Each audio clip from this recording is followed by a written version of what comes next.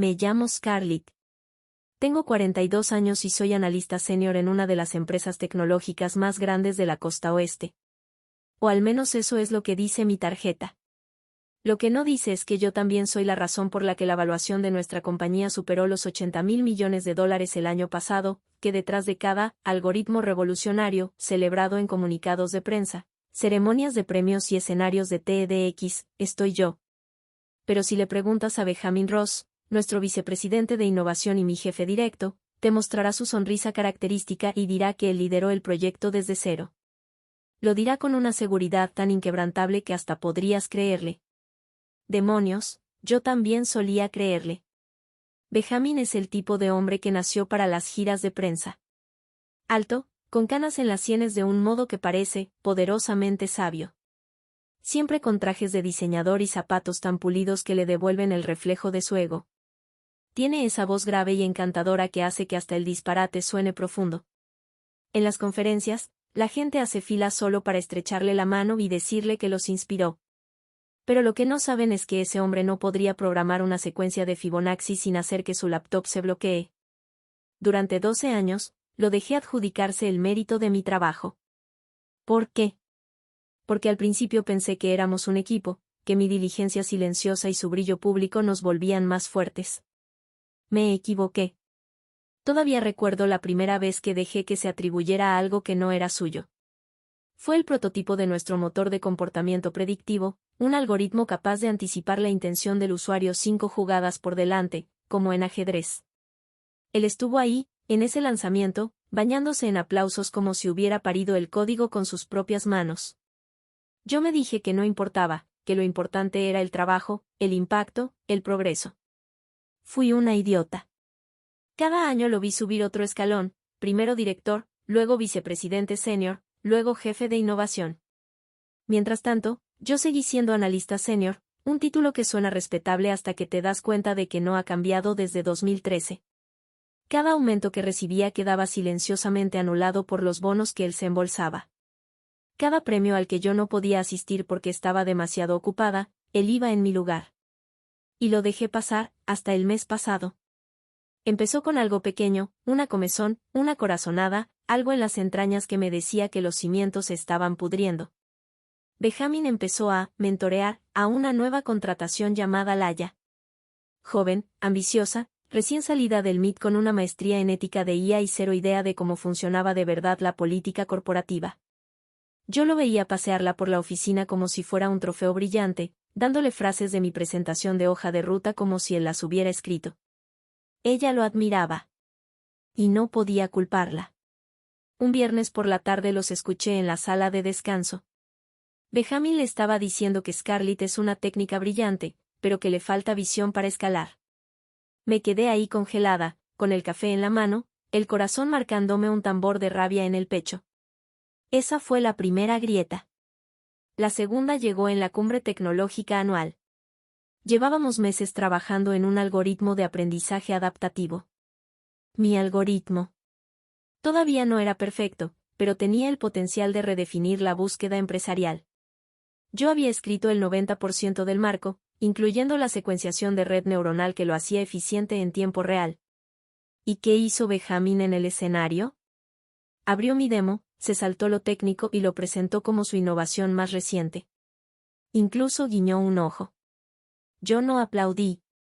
Ni siquiera respiré. Y entonces llegó el correo, un reenvío que Benjamin le mandó al circuito y que me llegó a mí por accidente. Scarlett se está apegando demasiado a su código. Quizás sea momento de apagar su rol o moverla a una posición menos estratégica. Esa fue la tercera grieta. La que me abrió por completo. Esa noche abrí una carpeta que no tocaba desde hacía años. Adentro estaba todo lo que Benjamin no sabía que existía, copias de respaldo de mis modelos iniciales, diseños, prototipos no registrados, y una última cosa, una pequeña maleta negra con cerradura biométrica. La había guardado debajo de mi escritorio, marcada como encapsulado de hardware de archivo. Dentro, una unidad física con mi arquitectura maestra. No la versión higienizada, propiedad de la empresa, sino la original, limpia, sin licencia y sin rastreo. Sostuve esa maleta en mi regazo durante mucho rato. El corazón me golpeaba, no por miedo, sino por saber exactamente lo que estaba a punto de hacer. Eso fue hace 2 semanas. Ahora es lunes. Entré a la oficina con un blazer azul marino a la medida, entregué mi renuncia y me di la vuelta sin esperar respuesta. Benjamin se rió. Buena suerte encontrando otro trabajo a tu edad, dijo, con esa mueca. Yo sonreí, pero no con amabilidad. Gracias por tus deseos. Y fui hacia el elevador. Al pasar, vio la maleta en mi mano. ¿Qué hay ahí?, preguntó. Me giré y lo miré directo a los ojos. El futuro que creíste que te pertenecía. Su cara se puso blanca justo cuando se cerraron las puertas del elevador. El zumbido de la oficina se desvaneció detrás de mí como el ruido de fondo de una vida a la que ya no pertenezco. Pero yo no había terminado. Todavía no. No hasta ver cómo la expresión de Benjamin cambiaba de esa diversión soberbia a algo más cercano al pánico. Caminé por el pasillo despacio, deliberadamente, cargando la caja en mis brazos como si fuera frágil, aunque ambos sabíamos que no lo era. Era indestructible. Toqué la puerta de su oficina en la esquina sin esperar respuesta y entré. Él levantó la vista de su laptop, claramente sorprendido de verme de nuevo. Scarlett, dijo, alargando las sílabas como si estuviera probándoles el peso. ¿Qué es esto? ¿Tu gira de despedida? Puse la caja con cuidado sobre su impecable escritorio de vidrio y me senté frente a él. Mis manos quedaron ordenadas en el regazo. No hablé. No todavía. Quería que él llenara el silencio primero. Se recostó en su silla, esa sonrisa aceitosa de conferencia de prensa deslizándose en su cara. Déjame adivinar. Archivos viejos. ¿Quizá un regalo de despedida? No pensé que fuera sentimental. Yo seguí callada. Sus ojos fueron de la caja a mí. Sabes, continuó, te concedo esto, fuiste leal. Demasiado leal. Pero seamos honestos, a los 42 ya no tienes ninguna oportunidad en esta industria. Se rió suave, como si eso fuera una verdad casual y no una cuchillada. ¿Crees que alguien va a contratarte después de esto? Una analista de nivel medio sin patentes, sin trabajo público, sin visibilidad. Tu nombre ni siquiera está en las notas al pie, Scarlett. Es como si nunca hubieras existido. Incliné apenas la cabeza y por fin hablé. Mi voz salió calmada, firme, lo bastante fría como para hacerlo dudar. A eso le estás apostando, ¿no? A que me voy a ir en silencio. A que los últimos 12 años de mi trabajo van a quedar enterrados en tu sombra sin rastro de que yo estuve aquí. Benjamin abrió la boca, pero levanté una mano y coloqué una unidad delgada, plateada, encima de la caja. Esto, dije con calma, es un archivo completo de cada proyecto en el que he trabajado, historiales de versiones, commits anotados, registros de desarrollo con marcas de tiempo, documentación privada, metadatos, incluso correos internos, todo, desde el concepto hasta el despliegue, incluyendo los archivos que presentaste como tuyos. Se incorporó un poco, los ojos estrechándose. La sonrisa no desapareció, pero se cuarteó en los bordes. Siempre mantuve un rastro limpio, seguí, porque desde hace mucho supe que llegaría el día en que intentarías borrarme. No pensé que tardaría 12 años, pero aquí estamos. Él soltó una burla, intentando recuperar el equilibrio. ¿Crees que tener unos cuantos archivos va a cambiar algo? No, respondí. Creo que tenerlos todos ya lo cambió. Sus dedos tamborilearon una vez sobre el escritorio. Nervioso. Firmaste un contrato de propiedad intelectual cuando entraste. Términos estándar. La empresa es dueña de todo. Asentí. De todo lo desarrollado con recursos de la empresa. Sí. Pero no de los marcos que construí en casa, con mi equipo, antes de que siquiera se propusieran. No de los algoritmos que preceden sus versiones internas.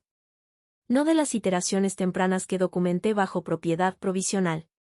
Y, desde luego, no del sistema diagnóstico integrado que rebautizaste como Venvision y que ni siquiera se subió al repositorio formal. Lo presentaste directamente desde una USB. Su rostro palideció un poco. Guardé los archivos originales, agregué en voz más baja. Tengo logs de comparación, rastros de datos, auditorías con marcas de tiempo, y, más importante, Benjamin, ya no tengo nada que perder. Él abrió la boca, pero esta vez no salió nada. Solo aire. Me incliné hacia adelante, apoyando los codos en las rodillas. No entiendes la posición en la que estás ahora. Crees que me estoy yendo derrotada, pero lo que está pasando aquí es una transferencia de poder. Ya no posees la narrativa. La tengo yo.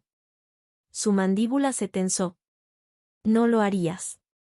Todavía no he dicho que haré, lo interrumpí, suave. Aún no. Pero quiero que te quedes un momento con esta sensación. El peso de darte cuenta de que ya no controlas nada. Silencio. Me puse de pie, levanté la caja otra vez y fui hacia la puerta. Antes de salir, me detuve. Una cosa más, dije, mirando por encima del hombro.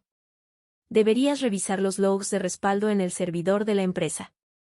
Dejé una pequeña nota en los metadatos.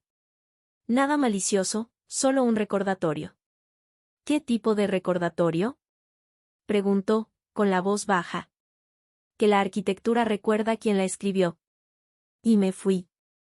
Su cara me persiguió hasta el elevador. No porque sintiera culpa, sino porque por primera vez vi miedo en sus ojos, y entendí que sabía exactamente de lo que yo era capaz. Casi llegaba a la puerta cuando lo escuché. La voz de Benjamin, más afilada, intentando recuperar el terreno que sentía desmoronarse bajo sus pies. Estás faroleando, dijo. Tú sabes lo que dice la política de propiedad intelectual de la compañía. Todo lo hecho durante el empleo nos pertenece. Fin de la historia. Me giré despacio, con toda la calma del mundo, y volví a dejar la caja sobre el borde de una silla cercana. Eso es verdad, dije, excepto por un detalle pequeño que estás olvidando. Cruzó los brazos, defensivo. ¿Tú escribiste esa política?, le recordé. Bueno, la firmaste, al menos. En 2015, el año después de que casi perdimos esa demanda de patentes con Apex. Saqué una carpeta de la caja y extraje una copia impresa, gruesa, subrayada y anotada con mi letra. ¿Recuerdas que cambiamos en las revisiones?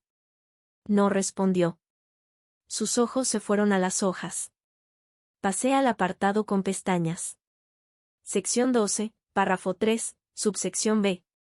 Te lo leo. Los empleados conservan los derechos sobre la propiedad intelectual originada y desarrollada fuera del tiempo o las instalaciones de la empresa, siempre que dicho trabajo no incorpore recursos internos propietarios ni datos confidenciales de clientes.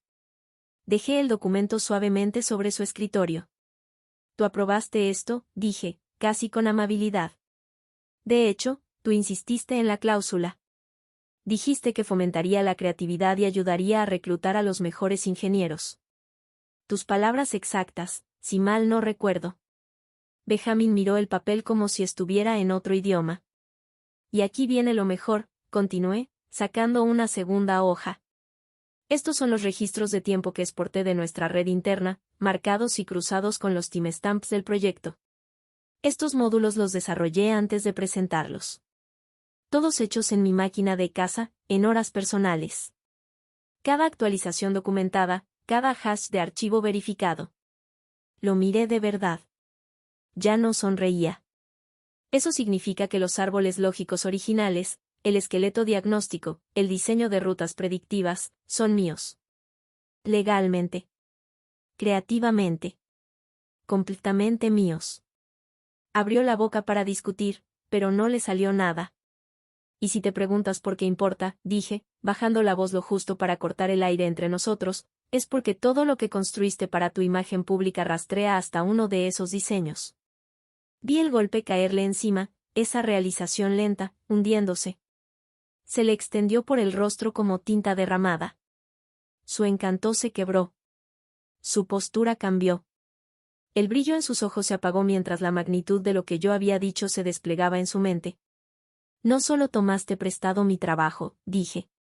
Construiste toda tu carrera sobre él. Los discursos, las entrevistas, los premios, todo. Y ahora puedo probar, de forma definitiva, que nada de eso era tuyo. Se levantó de golpe, empujando un poco la silla hacia atrás, pero no se me acercó. Se quedó ahí, con las manos aferradas al borde del escritorio, la mirada saltando de los documentos al drive. Luego a mí. No vas a hacerlo público, dijo, pero su voz lo traicionó, tembló apenas. No quieres una demanda. No quieres drama. Tienes razón, contesté. No quiero. Sus hombros se relajaron 1 milímetro. Pero lo haré si hace falta. Ahí estuvo, el pánico. No ruidoso, no teatral. Solo un derrumbe visible, silencioso, de la certeza de un hombre que jamás en su vida había esperado estar acorralado. Porque por primera vez, Benjamín no estaba frente a alguien desesperada por conservar un empleo. Estaba frente a alguien que ya no tenía nada que perder, y todo por ganar. No estoy aquí para amenazarte, dije por fin, guardando el drive en el bolsillo de mi abrigo. Solo quería que supieras la verdad y que sintieras lo que se siente cuando la narrativa se te resbala de las manos. Me di la vuelta para irme otra vez. Mi mano ya estaba en la perilla cuando lo escuché.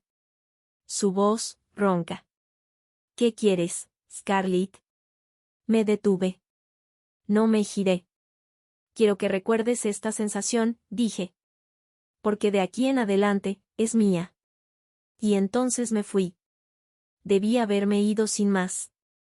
Dejarlo ahí, en el silencio de su oficina, con el peso de sus mentiras rebotando contra el vidrio. Pero algo me detuvo justo al llegar a la puerta, una última página que no se había volteado. Un capítulo final. No quería que fingiera que no lo había leído, así que me di la vuelta. Los ojos de Benjamín se abrieron apenas, por un instante. Intentó ocultarlo acomodándose con desgano en la silla, brazos cruzados, en esa postura de CEO con luz, confiado, despectivo, intocable. Pero las grietas ya estaban ahí. Yo las vi. Ah, olvidé algo, dije en voz baja, regresando y sacando un sobre del fondo de la caja. O mejor dicho, quería darte una última oportunidad de ver lo que de verdad te perdiste. Puse el sobre frente a él como una confesión sellada. ¿Qué es? Preguntó, aunque su voz ya no tenía el mismo alarde. Sonaba delgada, seca, como papel. Un registro, dije. 18 meses de trabajo. Levantó una ceja, intentando fingir indiferencia. ¿Un registro? Asentí despacio. Un registro de todo lo que me robaste. Abrió la boca, seguramente para desviar, girar la historia, burlarse, pero no se lo permití. Guardé los correos, dije. Esos en los que delineé la lógica base del motor híbrido predictivo. Esos en los que te guié por el bucle de aprendizaje automático que usamos para reducir la latencia de decisión en un 60%. Esos que imprimiste palabra por palabra y luego leíste en la cena con accionistas como si fueran tuyos. Su cara se endureció, pero seguí. Grabé las conversaciones. Las llamadas de Zoom. Las noches largas en las que me pedías que te lo explicara otra vez, pero más lento, porque eras demasiado orgulloso para admitir que no entendías el algoritmo que nos consiguió una extensión de 7 cifras de Telec. Parecía querer discutir, pero no lo hizo porque sabía que yo decía la verdad. Y peor, yo tenía pruebas. Incluso guardé las transcripciones, agregué, de la sesión interna de preguntas y respuestas del año pasado. ¿Te acuerdas? Cuando describiste nuestro módulo de lógica adaptativa usando exactamente las mismas frases que yo te había dicho en el elevador 15 minutos antes. La boca de Benjamín se entreabrió, pero no salió sonido. Me acerqué un paso. No amenazante, no agresiva. Solo firme. Calmadamente letal en su precisión. Siempre pensaste que yo era ingenua, ¿verdad? Pregunté. Que no veía lo que hacías. Que yo estaba agradecida de estar aquí. No respondió. Lo estuve, un tiempo. Hasta que entendí que yo era el andamio sobre el que te parabas mientras construías tu castillo de cartón. Sus manos se cerraron un poco sobre los brazos de la silla. Empecé a juntar pruebas cuando borraste esa primera oferta de JSON Dynamics, dije, ahora con la voz baja. ¿Te acuerdas? La que me dijiste que nunca llegó, aunque la asistente de RH ya la había mencionado en el offsite. Me contactaron otra vez meses después, y otra vez, nada en mi bandeja. Ahí supe. Saqué una tablet de mi bolsa, la desbloqueé y toqué la pantalla. Se la puse enfrente. Ahí estaba, el contrato firmado, contrafirmado, fechado, con mi nombre y el emblema de Ellison sellado en tinta digital. Firmé con ellos hace 2 semanas, dije. Reconocimiento total. Autoría pública. Mi nombre en las patentes, en el lanzamiento, en el despliegue. Ellos saben que yo lo construí y esta vez sí voy a recibir el crédito. Benjamin se quedó mirando la pantalla. Y en ese instante, el silencio del cuarto cambió. Ya no era corporativo. Era personal. Existencial. El tipo de silencio que un hombre oye cuando las paredes de su identidad empiezan a colapsar alrededor de él. Su voz salió como un raspón.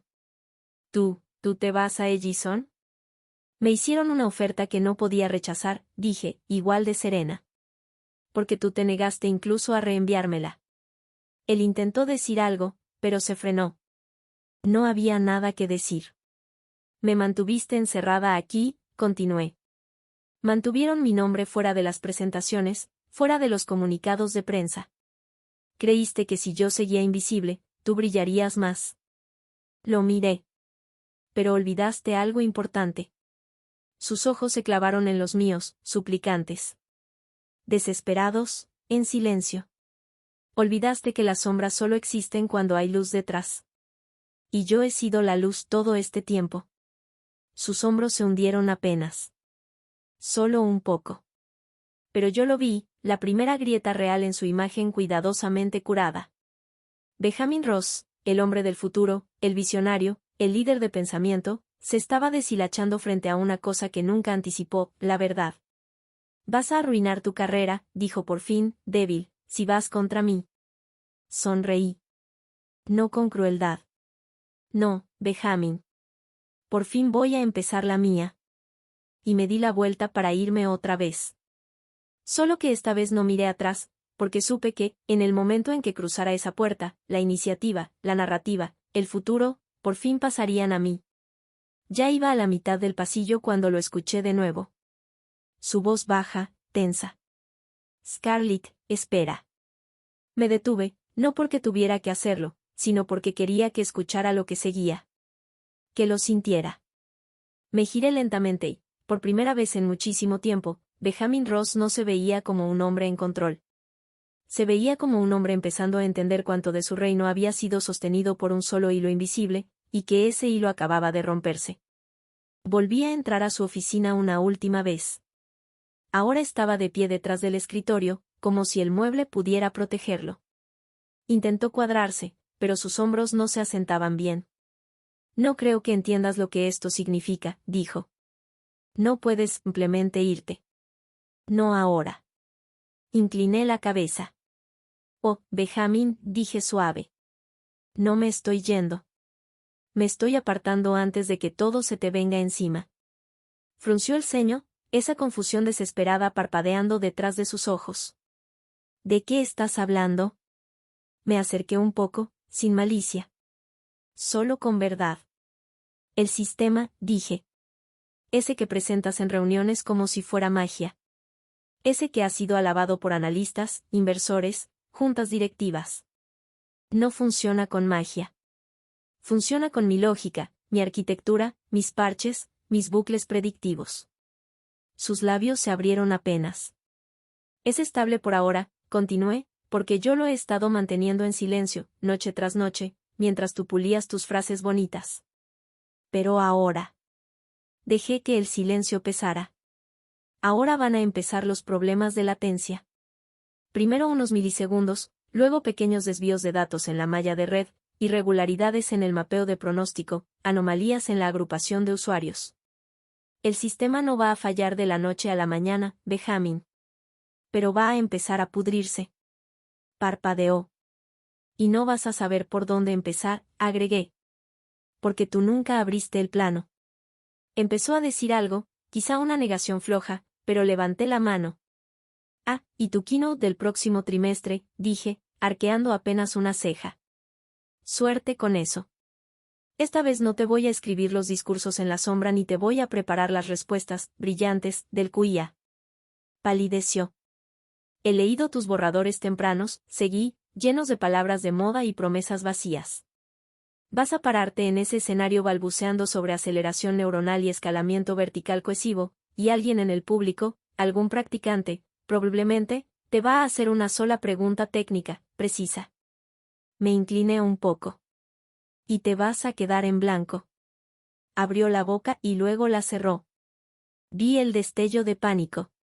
Pero no te preocupes, dije. El mundo no se va a reír por mucho tiempo. Él levantó la vista, los ojos suplicantes. ¿Por qué haces esto? Porque, respondí, construiste tu nombre sobre mi silencio, y se acabó. Me giré hacia la ventana, mirando el skyline, el reflejo de nuestro edificio brillando contra el vidrio de otro. Y una cosa más, dije sin darme la vuelta. Los nuevos algoritmos que he estado desarrollando en mi tiempo libre, son reales, y son mejores. Escuché cómo se le cortaba el aire. Más ligeros, más inteligentes, autocorrectivos. Y en 6 meses, cuando terminemos la integración en Ellison, van a volver obsoleta toda tu infraestructura. Me giré hacia el despacio, dejando que cada palabra cayera. No solo vas a perder tu ventaja, Benjamin. Vas a perder tu base. Porque el futuro ya se está construyendo, y esta vez no estás invitado. No habló. No podía. La verdad tenía peso, y se le estaba asentando encima como una montaña. No había nada que pudiera hacer porque, con todos sus títulos, Benjamin Ross nunca entendió lo que decía liderar. Y ahora que la persona que sí lo entendía se había ido de verdad, por fin, él se quedó de pie entre las ruinas de una brillantez que nunca le perteneció. Y yo ya estaba construyendo el siguiente mundo. Me fui. Oficialmente. Inconfundiblemente. No hubo anuncio interno, claro. Ni correo de despedida, ni despedida a toda la empresa. Benjamin se encargó de eso. Pero dentro de las paredes de ese imperio tecnológico reluciente, algo empezó a moverse. Y afuera, donde de verdad importaba, en los escenarios, en las entrevistas, bajo los reflectores, el deshilachamiento ya había comenzado. Al principio fue sutil. Su siguiente publicación en LinkedIn cayó con un golpe sordo, un pie de foto lleno de jerga bajo una foto suya frente a un rack de servidores que no sabía leer. La innovación no es un producto. Es una mentalidad, escribió.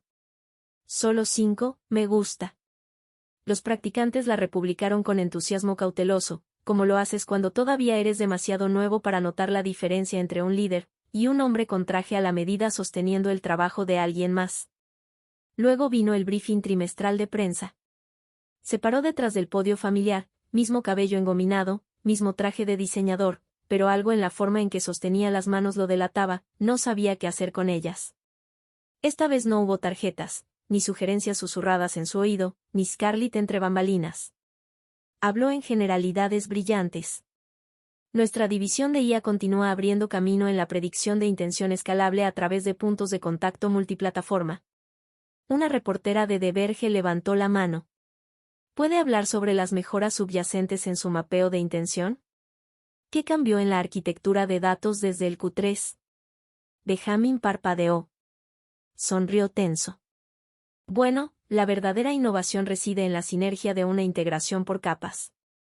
Hubo una pausa. Una pausa audible. Y después empezó el tecleo. Reporteros, analistas, expertos, conocían ese tipo de respuesta. Era la que se daba cuando no se tenía ninguna. 3 días más tarde apareció una nota corta en Wired Tech Brief. Fuentes cercanas a la firma sugieren que un cambio reciente de liderazgo pudo haber dejado a la rama de innovación sin rumbo. Aunque el VP Benjamin Ross se mantiene como el rostro público del desarrollo, algunos comienzan a cuestionar si las ideas que promueve realmente son suyas. Otra semana, otra bandera roja, la cumbre tecnológica anual de Pacífica, usualmente el patio de juegos de Benjamin. Subió al escenario con su fanfarronería habitual, micrófono prendido a la solapa, sonrisa pegada como armadura. Hoy estamos entrando en una nueva fase de infraestructura impulsada por cognición. En la primera fila, un panel de investigadores intercambió miradas. El keynote siguió, frases vistosas, grandes visiones, promesas vagas. Pero cuando se abrió el QIA, la marea cambió rápido. ¿Puede guiarnos por la jerarquía del modelo de su motor de aprendizaje dinámico? Preguntó un profesor del MIT. Él tosió. Un modo recursivo multi. Buscó alrededor con la mirada, como si esperara una tarjeta de apoyo. ¿Paradigma? El profesor frunció el ceño. ¿Puedes ser más específico? No estoy aquí para dar una clase, dijo Benjamin con una risita forzada. Nos enfocamos en resultados, no solo en planos. Pero el murmullo ya había comenzado. Al final de la cumbre, el ruido en el lobby no era por lo que reveló, sino por lo que no pudo explicar. En Twitter se volvió viral un hilo, vi a Benjamin Ross esquivar 3 preguntas básicas de arquitectura en la cumbre de Pacífica. O está escondiendo un avance, o está faroleando durísimo. Spoiler, no es lo primero. Yo estaba sentada en mi nueva oficina en Edison Dynamics, con el hilo brillando en la pantalla, una taza de té caliente entre las manos y el atardecer desangrándose sobre el skyline de la ciudad. Sin ira. Sin burla. Solo satisfacción quieta. Porque las grietas ya habían empezado, no en su reputación, sino en la ilusión que llevaba más de una década curando. Sin mi voz detrás de sus palabras, su imperio era solo una cámara de eco, ruidosa, vacía, y el mundo estaba empezando a notarlo. Era tarde, pasadas las 11. Yo estaba en casa, descalza en el suelo de mi departamento, revisando los borradores finales para la revelación del producto de Edison. Mi producto. Mi código. Mi nombre en el encabezado.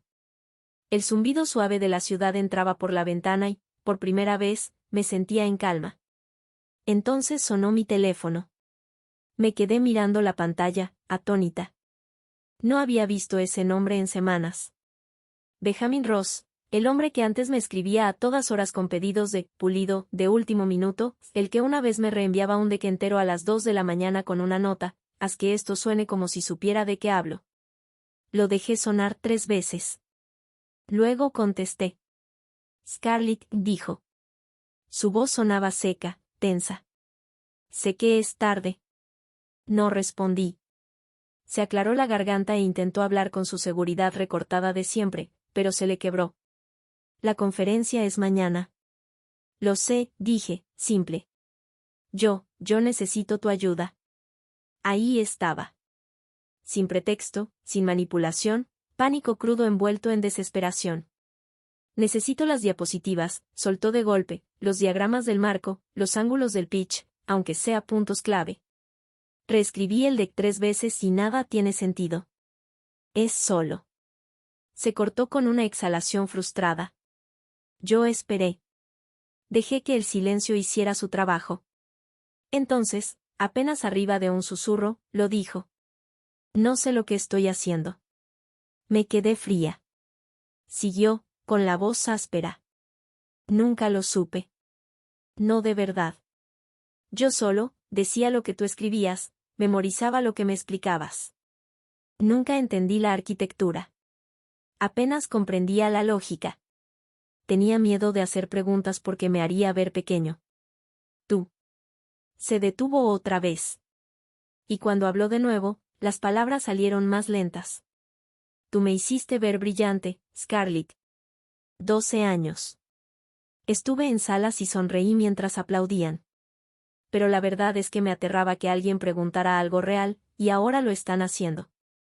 Algo se me apretó en el pecho, pero no fue lástima. Fue el dolor de 12 años de invisibilidad, de encogerme para que él se viera. Tragó saliva. Te lo ruego, solo guíame una última vez. Cerré los ojos. Recordé cuando se reía y decía que mis tangentes técnicas hacían que la gente se desconectara en las reuniones.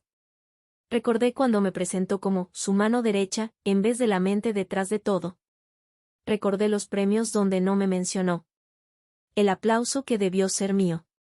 No, dije suave, pero con claridad. No respondió. No voy a volver, dije. No voy a limpiar tu desastre. Eso lo hice durante 12 años. Silencio.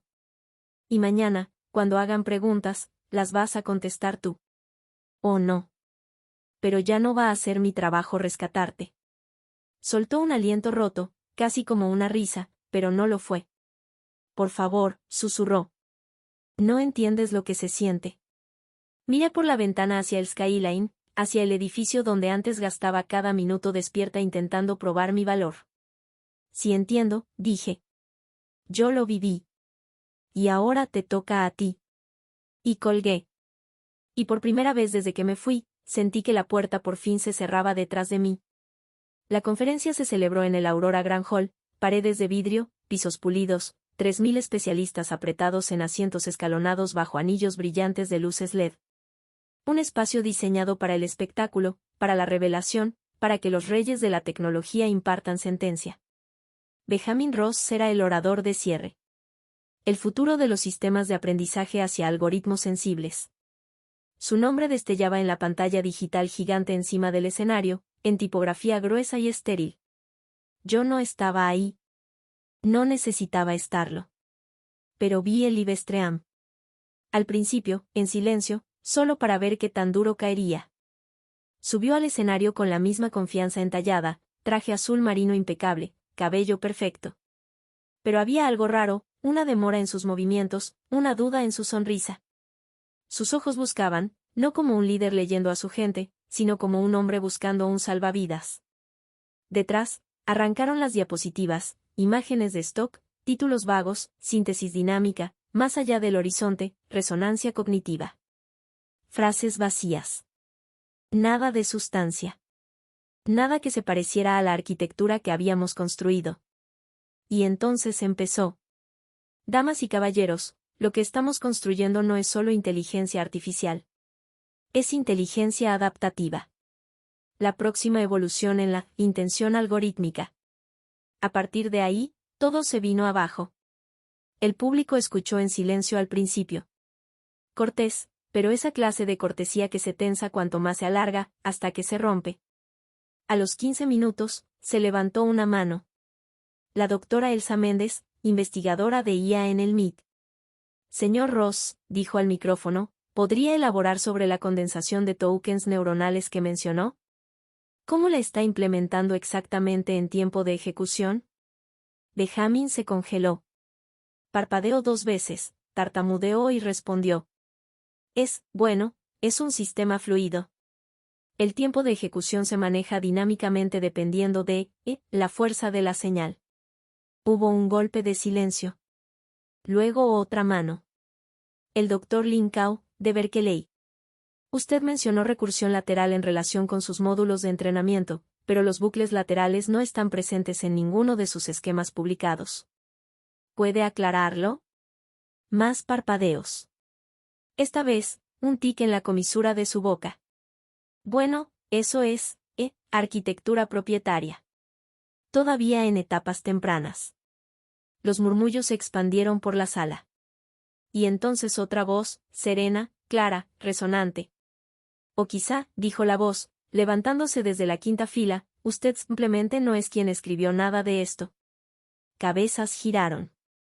La doctora Natalia Vázquez, una veterana del campo, expresidenta del Consejo Internacional de Ética Algorítmica.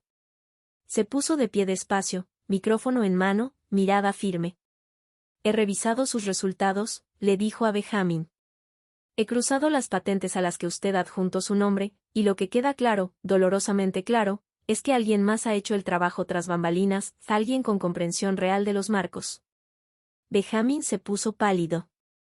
La doctora Vázquez se giró un poco, ahora dirigiéndose al auditorio. He hablado con personas que trabajaron bajo él. He visto las estructuras internas del código. Este hombre no diseñó los sistemas que dice liderar. Un murmullo recorrió la sala. Más agudo, menos confundido, más enojado.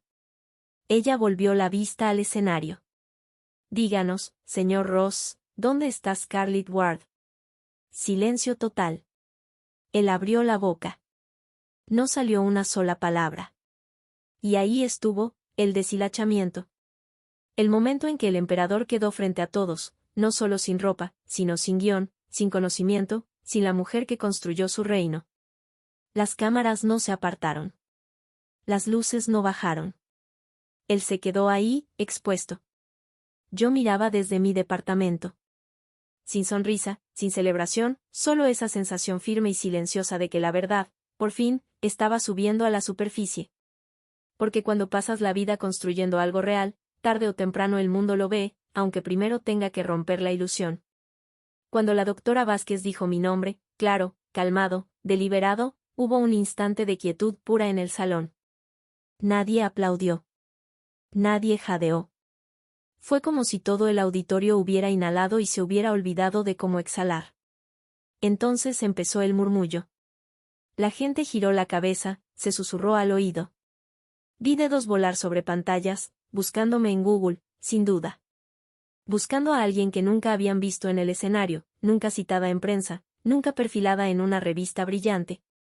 El nombre que vivía en notas al pie, enterrado bajo el reflector de alguien más. Scarlett Ward. Yo no estaba en el programa, pero estaba lista.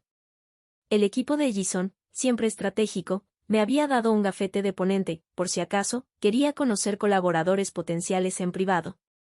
No lo había usado. Ni siquiera pensaba quedarme más allá del segundo panel. Pero algo dentro de mí se movió. No venganza. Ni siquiera orgullo. Claridad.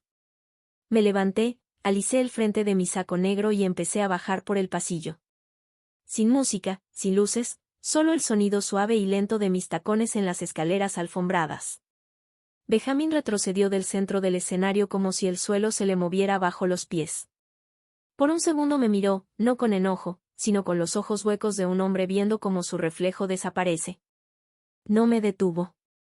Ni siquiera habló. Llegué al podio. Apoyé la mano en el borde un segundo. El micrófono hizo un clic suave al ajustarse. Mi nombre, dije, es Scarlett Ward. 3000 rostros me miraban.